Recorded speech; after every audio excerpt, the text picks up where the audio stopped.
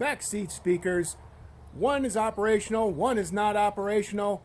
What the heck is going on with this 9.3? I'm your host, Maury Thibodeau, and this is 316 Automotive. Okay, for the rear speakers, I bought a couple of Sony speakers. You can see them right there. And they're a little bit bigger than the OEM speakers, so we're going to have to do some modification because you can't find the OEM speaker size for a decent price anywhere. Alright, here's the speaker install. This is the OEM, and we're going to get that out. It takes a couple of torques to get it out, and then the metal tabs just pop out and the whole speaker, you just disconnect it electrically and you can get that thing out, and then I'll show you what we're doing. Okay, here it is out. You've got to take out 1, 2, 3, 4 Phillips head screws. This is the speaker that's buzzy. That one just flat out was not, it wasn't doing it at all. It wasn't making any sound. This was on the driver's side, and so both are coming out, and we're going to do the new speaker thing, and I'll show you that. Okay, I'm putting this in a little bit backwards because if you see the bracket here and you see the new speaker, it doesn't go together because this is a 6.5-inch speaker and the OEMs were 6-inch speakers. Well, good luck getting a 6-inch speaker. So what you need to do is flip it and put the speaker on the outside instead of the inside of the bracket. That way you can make it fit easier. But now you see you've got the plastic cones here, or metal cones, depending on what kind of speaker you get. It won't fit into the hole here. They're poking out, and you need them to fit into the hole because, don't forget, you've got that side panel with the speaker grill on it, and I've already looked into it, and I can show you where if this will work, but you don't have a lot of room to play with between the edge of this speaker and the inside of the side panel, and so that's why you've got to get this thing flush. And once it's down flush, you've cut a bigger hole here. This thing will sit flush, and well, flush. It's not going to be flush, but it's going to be fine, and then it will work. You'll still have a little bit of room, and it's going to work fine. How do I know? I've already done the right-hand side. This is the left-hand side. I'm just showing you guys because I've already worked out the entire method. So, what you do, get you a pair of old-timey calipers here. I don't know where I got these, but I've had them for many years. And you just measure, or you get it the same diameter as your speaker, and then you can put it up to your bracket and you can see how much more you're going to need to make your hole. So what I did is then I just took one side and I made it flush, and on the other side here I just measured that, and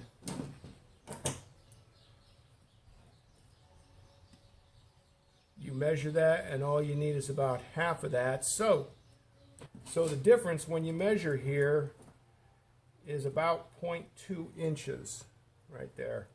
And so you set your calipers on half of that, which is 0.1,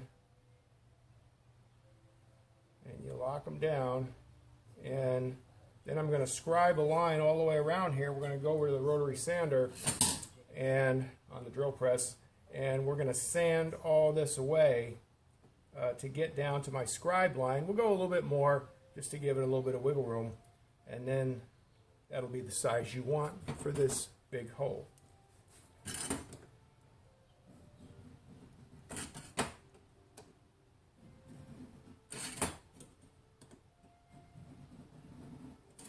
You see how I'm scribing with the calipers? You lock the calipers into place.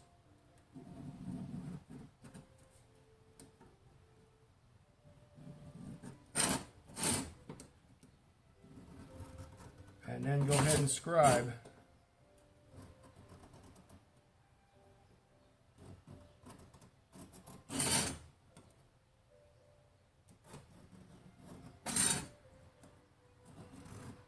Learned that in a machine shop long time ago, before the Wright brothers ever flew. You probably can't see the scribe line in the camera, but it's around there. It's a 1/10 of an inch offset, so I'm going to sand a little bit more than the 1/10 of an inch all the way around. And then this speaker right here is going to drop right in that hole.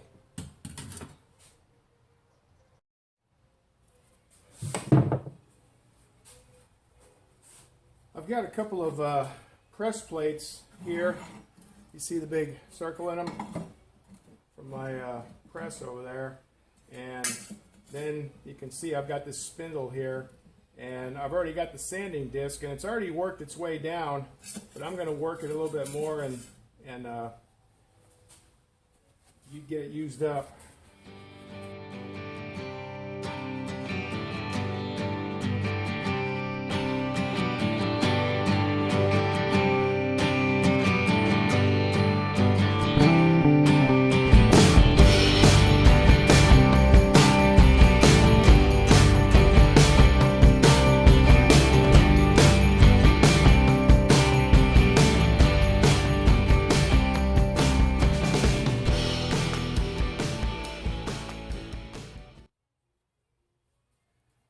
Okay,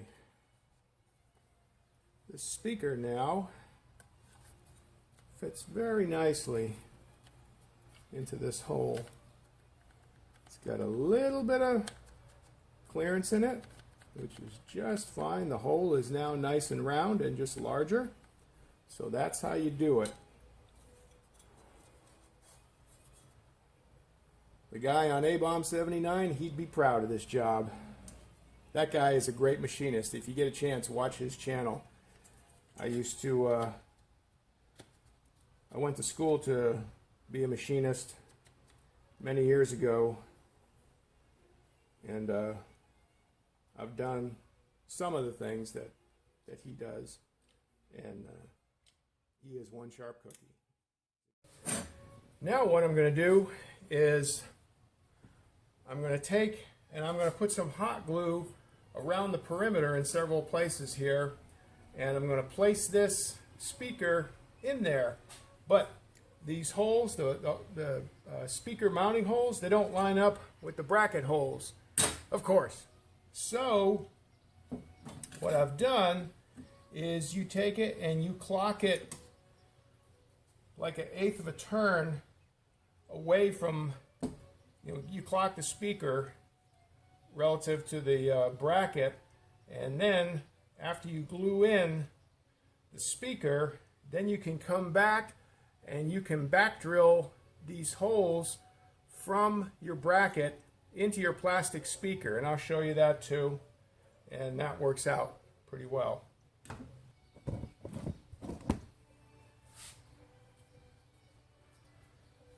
Okay, hot glue down, and hot glued it where the electrical the bayonets here, spades, are about 1/8 of a turn off, straight up and down. So that's what we want. So now just going to back drill those 4 holes, and then we have to do some modification up here with those holes. I'll show you that too. Alright, I've got my drill set up here. I've got 2 of them, 2 drill bits, 2 different sizes. One to do the pilot hole, and that's going through, drilling from this side, and then I've got the other one that I'm going to come back through the plastic with the larger one and not go through the metal bracket, but just enlarge the drill hole, and then we'll do some sanding. I'll show you that.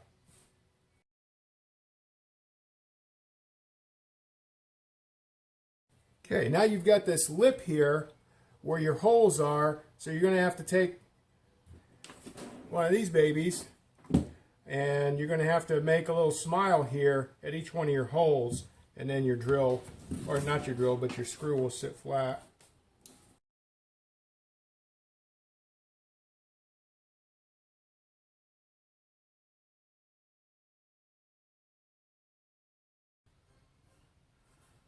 Okay, speaker's all mounted. So now what they say on the box is that the small tab is the negative and the fat tab is the positive. All right, that's all well and good. What is it on the car? Here's your connector, and what I had to do was go to the wiring diagram.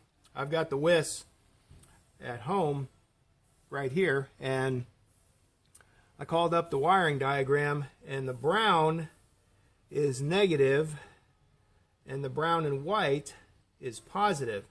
So I made up a couple of pigtails for myself. I could have just cut this off and crimped on the appropriate connectors, spade connectors, male and female on this, but I didn't want to mess up the OEM wiring harness, so I just made up these pigtails. They were pretty easy. So the brown is negative, so that is this one.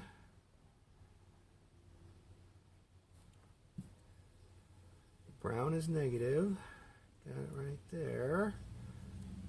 And I've got the small connector, since that's brown, it says on the box, and I've got it hooked up to the brown wire here, and then I've got my larger spade connector here for the positive, so that goes on the brown and white.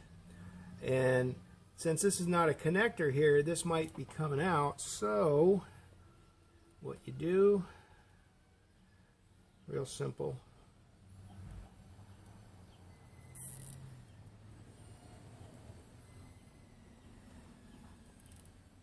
put a zip tie around it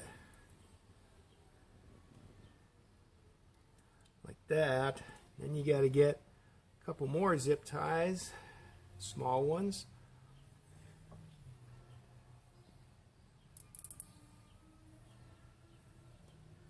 You got to stick them in between the wires here. Then come back through your pigtails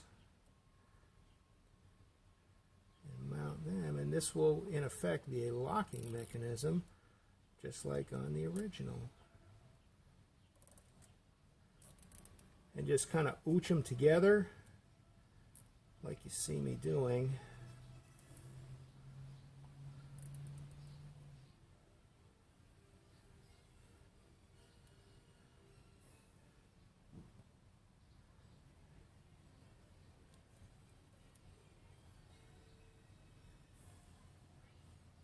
And there you go.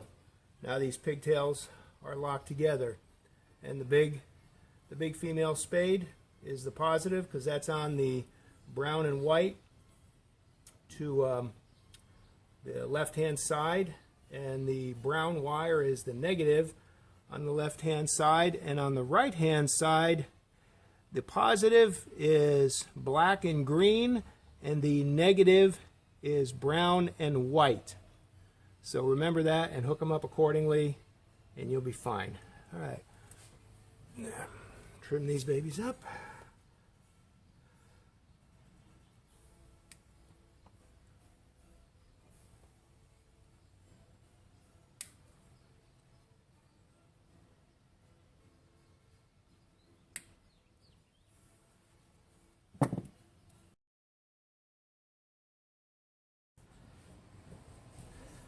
Okay, the small female goes on the negative of the speaker.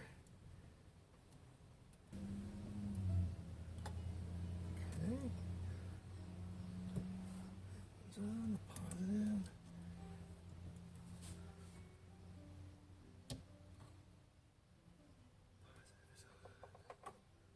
The new Air One, the worship station.